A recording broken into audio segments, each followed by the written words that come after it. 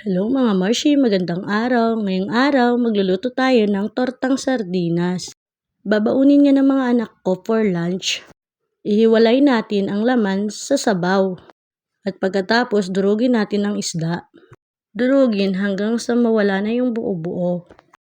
At pag nadurog na lahat, lagyan natin ng 3 itlog. Sila ang nag-request ng ulam na yan. Gusto rin nila yan na binabaon sa school. At yan mga Marshi, pag nailagay ng 3 itlog, halu-haluin lang yan. Hanggang sa humalo na sa ating sardinas. At pag naghalo na ang itlog at isda, ilagay na natin ang ating breading mix. Breading mix nang nilalagay ko para may lasa na. Pero pwede rin naman na harina kung alin ang gusto nyo. Pwede rin yan lagyan ng sibuyas at bawang pero sila kasi ayaw nila. Pwede rin yan lagyan ng gulay, ng karos o kahit anong gusto nyo basta pipinuhin lang. At ayan, pag ganyan na, pwede na yung lutuin. Naglagay na ako ng mantika sa mainit na kawali at ayan, isa-isa ko na siyang nilagay. Hinuhulma-hulma ko lang yan para magkaroon ng shape na pabilog. Ewan ko ba, bakit gustong-gusto rin nila yan, lalo na pag may ketchup na sausawan, marami silang nakakain.